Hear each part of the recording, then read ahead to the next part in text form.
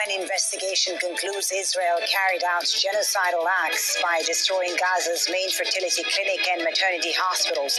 Israel has rejected the report, which also alleges sexual violence. So what are the implications, and will there be accountability? This is Inside Story.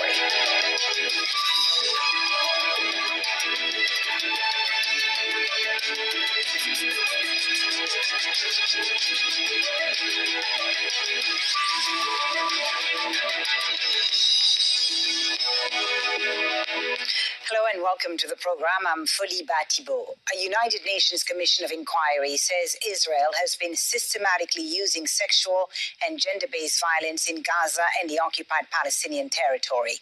This includes deliberate targeting of reproductive health facilities in Gaza, destroying fertility clinics, maternity hospitals, and the healthcare service. In the occupied Palestinian territory, investigators have documented a sharp increase in sexual abuse, including rape by Israeli forces and settlers. They've attacked both women and men, including detainees. UN experts also say Israel's actions in its war on Gaza, bombing densely populated areas, has caused disproportionate violence against women and children, who make up the Palestinians killed. Israeli Prime Minister Benjamin Netanyahu has rubbished the report, branding the UN Human Rights Council as an anti-Israeli circus. So what are the implications of this investigation? Will anyone be held accountable? We'll be discussing this with our guests shortly. First, this report from Laura Khan. Gaza's largest fertility clinic was a symbol of hope for thousands of Palestinian couples.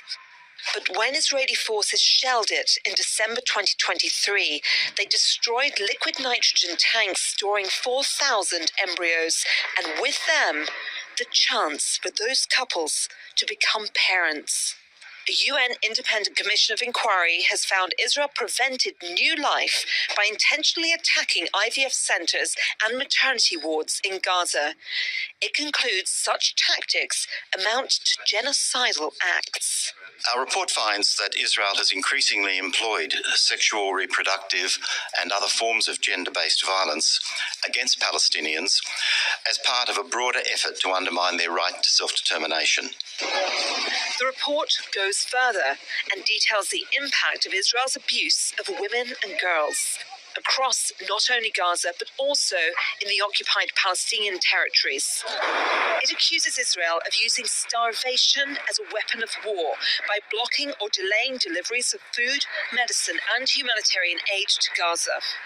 In a place where literacy levels were some of the highest in the world, Israel's destruction of educational facilities has replaced children's thirst for knowledge with hunger and starvation.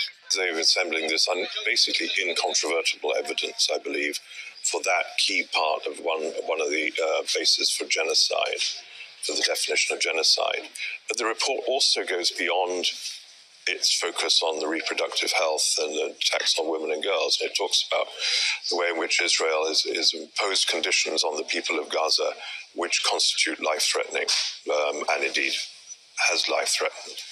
Israeli Prime Minister Benjamin Netanyahu has dismissed the report as unfounded and says the UN agency that commissioned it, the UN Human Rights Council, is anti-Semitic and a circus. Other Israeli political leaders echoed his comments. The International Court of Justice will hold hearings next month on Israel's obligation to allow aid into Gaza. Last year, the court found it plausible that Israeli forces carried out acts of genocide. In November, the International Criminal Court issued arrest warrants for Netanyahu and former Defense Minister Yoav Gallant. They're accused of war crimes and crimes against humanity. Despite the warrants, the report shows Israel's treatment of Palestinians hasn't changed, from sexual abuse and humiliation at the hands of soldiers and settlers to torture and rape in its prisons and detention centers. Laura Khan for Inside Story, Al Jazeera. Let's take a closer look at some of the findings of the UN report. It says Israel destroyed vital reproductive healthcare facilities, including Gaza's main fertility center, resulting in the loss of 4,000 embryos and limiting the reproductive capacity of Palestinians. The commission found no credible evidence the clinic was being used for military purposes and concluded the destruction was intended to prevent births in Gaza. It describes this as a genocidal act. The investigation reveals that Israeli forces directly targeted women and girls, acts it says constitute crimes against humanity. The report also highlights the severe and lasting consequences for Palestinian reproductive health and mental well-being. Israel's mission to the UN in Geneva has rejected the findings, calling them unfounded.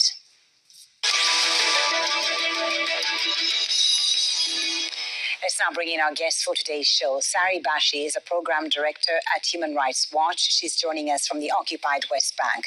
Mohamed Daleh is a lawyer specializing in human rights. He joins us from occupied East Jerusalem. And in Istanbul, Turkey, Ara Damon is the founder of the International Network for Aid, Relief and Assistance, INARA. Thank you all for being with us on Inside Story. Thank you for your time today. Sari Bashi in the occupied West Bank, if I can start with you. There have been many reports about the conduct of Israel in Gaza and the occupied Palestinian territory, including one that Human Rights Watch did earlier this year in January 2025. What is particularly new and striking to you about this UN Commission report? To me, the extent and consistency of the testimonies regarding the abuse of detainees, particularly sexualized abuse of detainees, is important and horrifying. And I'm very glad that the report is focusing unabashedly on sexual abuse against men, because it's an issue that is often suppressed. It's very difficult to get that information because of the stigma that is attached to a victim of sexual abuse. It's important to get that out.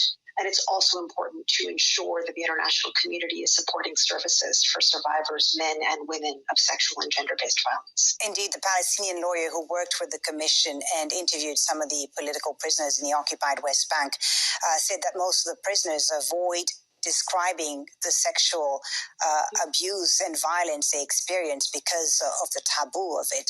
So do we in fact know the full extent of this sexual violence in the prisons? I mean, part of the problem over the last 17 months, is that there has been so much contact between soldiers and